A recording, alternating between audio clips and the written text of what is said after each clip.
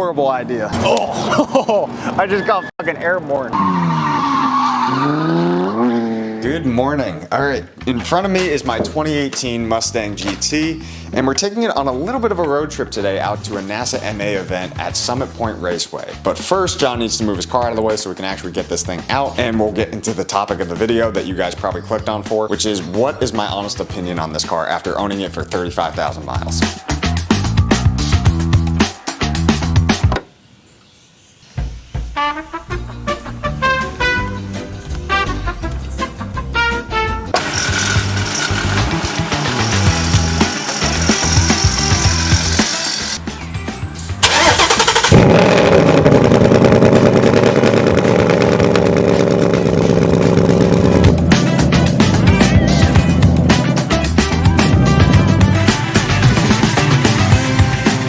Before we even hit the main stretch, one of the first things we need to do is get fuel for this thing, because this thing drinks fuel like a thirsty camel. This thing on average gets around 5 to 9 miles per gallon, depending on where you are. I get 5 in the city and 9 on the highway. It's not fun. Let's get some fuel in it. Hopefully we can make it on one tank.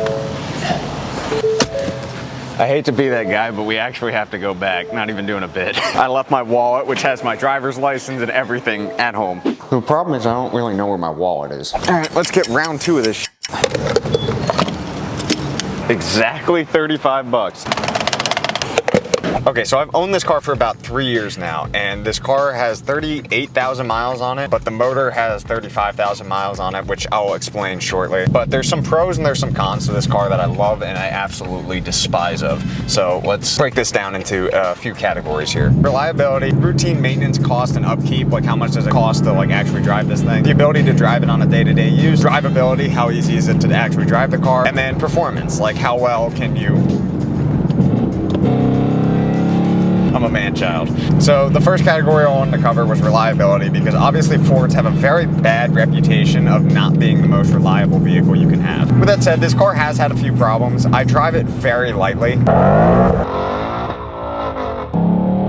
But this car has had like 3 major issues that like needed to be covered. The first one is obviously the one that you guys know most, which is my engine issue. This car is on its 2nd motor. After 2,000 miles, I started getting rod knock. Second issue is the oil pan issue. Ford decided it was a fantastic idea to make the oil pans out of plastic because, you know, why not? And then the final one was kind of my fault. I put in a cold air intake from Air. Me and a few friends went on a little cruise and I floored it, and it put enough pressure to shoot the air filter off the out of the air box. With reliability, there is typical maintenance costs and upkeep, so that's going to be the second category. Overall, it hasn't been too expensive to upkeep the car. The biggest cost I would say is gas. I do kind of drive like a jackass, but it still shouldn't be that low for what the car is. Next up on the list is practical day-to-day use. I've daily driven this car for a little over 3 years now, and I haven't had too many problems with it as of it being like physically practical. The only main complaint is the trunk. It's got an absurd amount of trunk space for a sedan. It's just the shape of the trunk to get the stuff in can be a bit of a pain, especially with bigger boxes and stuff. But for the most part, space-wise, it is not bad. It is a super comfortable riding car. Next up on the list is drivability. I personally think this car is super easy to drive. I have the 6-speed MT82 transmission in this car, and it is the easiest manual transmission I think I've ever had. I did a video on the shift assist on this car, and a bunch of people on Instagram were asking me exactly what it is. So I'm gonna downshift into 5th, and if I lift my left leg up and shift with my right foot,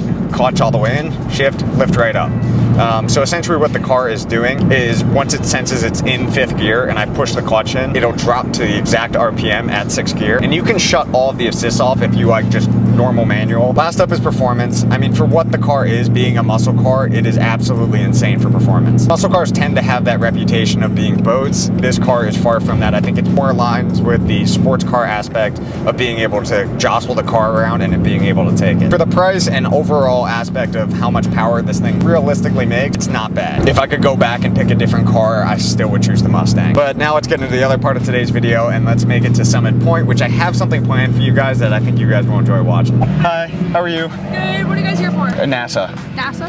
Can I have you both print and sign? There's only one, I'm gonna grab another paper. So sign here and down here. Your wristbands. Thank you very much. You are good to go. Awesome, thank you. Oh, there's Jack. If you guys remember Jack from my Hyperfest video, he was the guy that won the Specky 30 class race, and I was riding in that exact car right there. Hey. Dude, I just qualified second by 400th of a second. All right, so we're rigging Jack's car up with cameras, so when he goes out on track, you guys can actually ride along with him. If I can get the rubber stopper in, that should be perfect. All right, so now the camera is rigged up there, so you guys will have a point of view of Jack while he's going down the track, and then he'll also have a camera pointed behind him so you guys can see the full front view of what it's actually like to drive a race car. Now I'm gonna try and get out of this, and then we're going to drifting. Ugh, that's a workout and a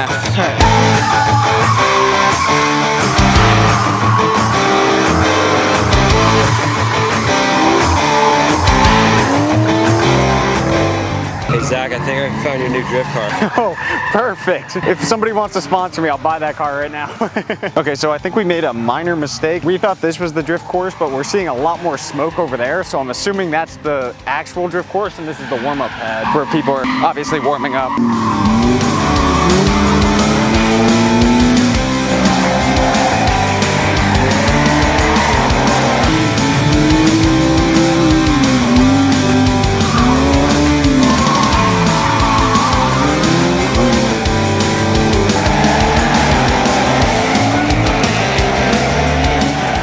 So Jack just gave us a call letting us know that he's getting suited up for his race, so we're gonna go back and we're gonna go meet him at the grid, which the grid, if you didn't know, is the basically paddock area where they stage the cars before they go out to race. So we're gonna go meet him there, wish him luck, and then you guys will get to ride along with Jack, and we're gonna go in the stands and watch it. Also, there's a gorgeous RX-7 sitting right there, but this time it's an FD and not an FC.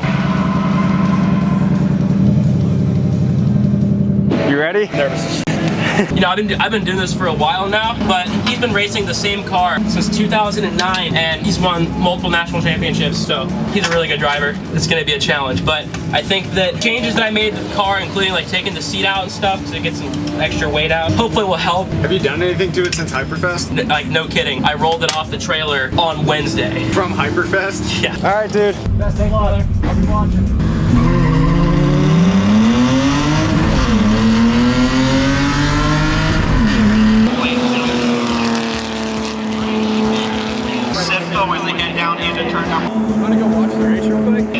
You wanna hop in the truck? I'm Zach. I don't think we're... Seth, very nice to meet you.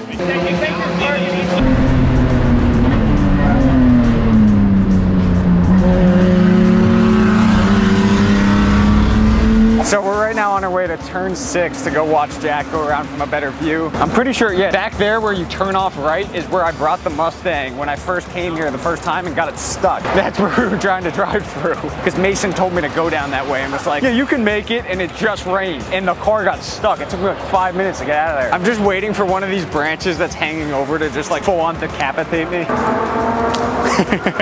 right, there's Jack right there coming in.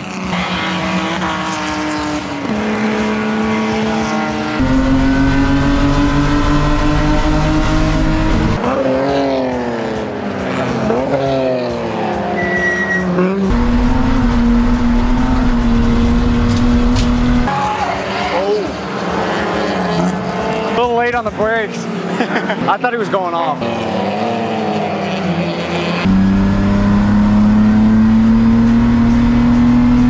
We're on our way back right now to the grid to go meet up with Jack. He's just finishing up his race.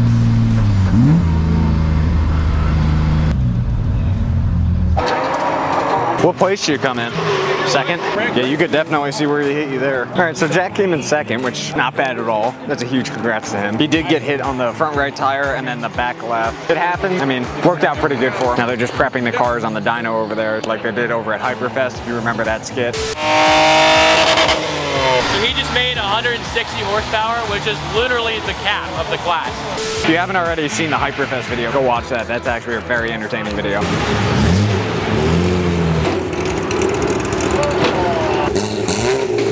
I remember from last time, this is loud as in this tent. Problem is I only can cover my right ear while I'm filming, so I'm like going like this, going deaf.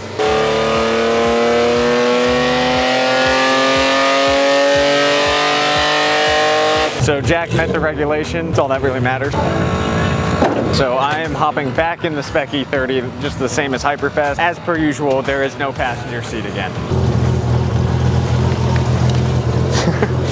Oh, that was so. That was graceful. Usually my car makes around like 155, 156. Today we made 149. I might need to do like one of those valve adjustments at some point. These cars benefit a lot from that. Hyperfest out of the way, now it's full nationals prep. You have 150,000 followers on Instagram?